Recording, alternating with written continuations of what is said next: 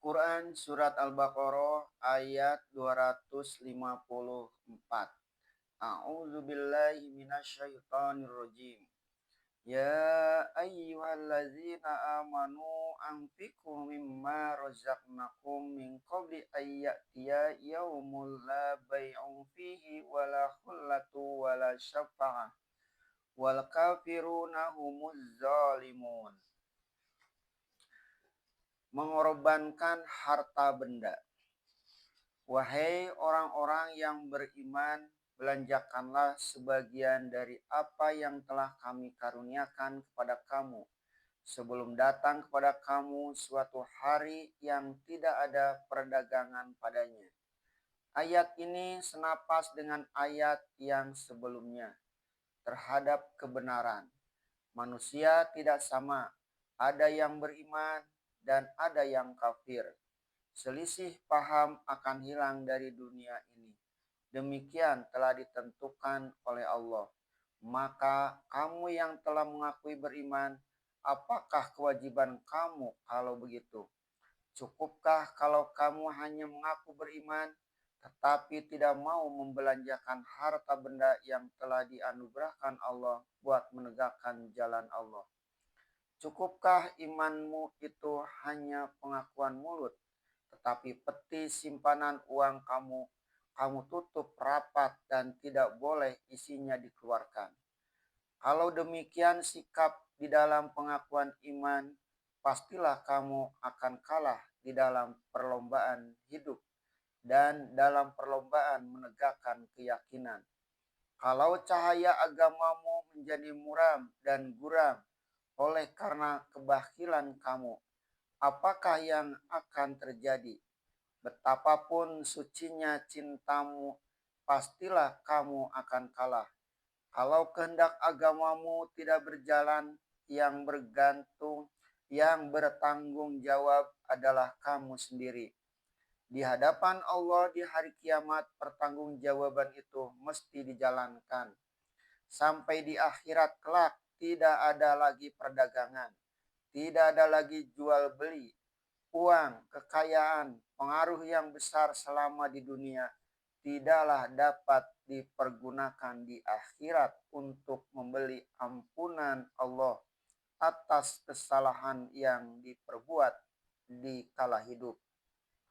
Dan tidak ada persahabatan dan tidak ada syafaat. Misalnya, meskipun engkau bersahabat karib dengan seorang yang besar dalam hal agama, misalnya seorang alim, tidaklah sahabat itu dapat menolongmu di waktu itu. Syafaat pun tidak, yaitu mengharapkan pengaruh dari seseorang di sisi Allah supaya Allah meringankan azab atas diri yang bersalah. Untuk menghindarkan bahaya di akhirat itu, yang lain tidak hanyalah keinsafan sekarang.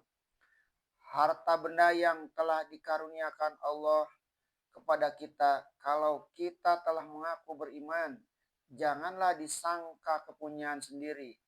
Dahulu dia tidak ada pada kita, dan kalau kita mati, dia pun bukan kita yang menguasai lagi.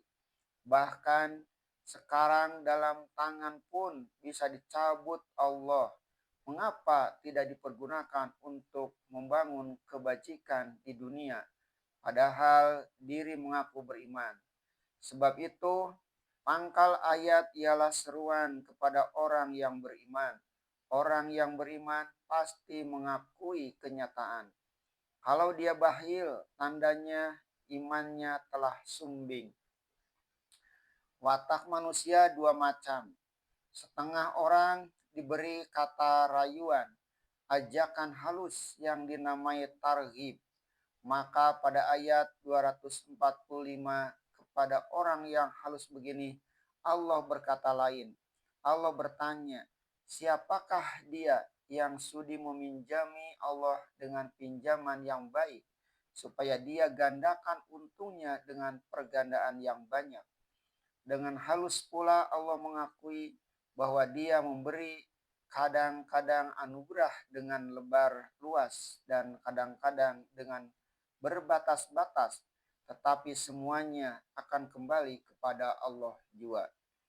Akan tetapi di ayat yang tengah kita bicarakan ini Allah bukan berfirman meminjam, sebab ada orang yang banyak mendengar kata demikian.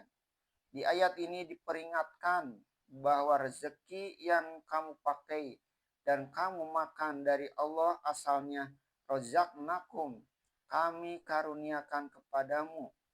Ayat tidak tarkib lagi, melainkan sudah tarhib, tidak bujuk rayu, tetapi ancaman.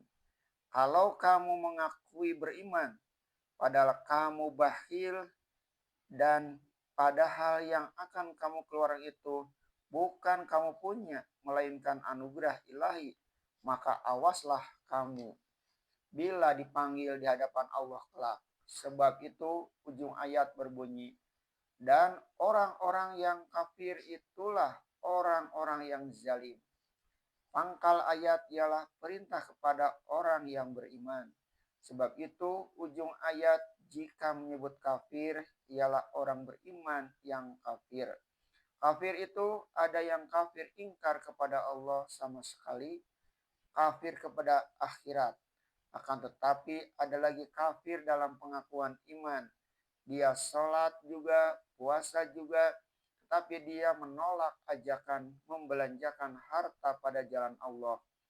Dia bakhil, saku-sakunya dijahitnya, peti uangnya ditutupnya, diajak berkorban pada jalan Allah, dia pun malas.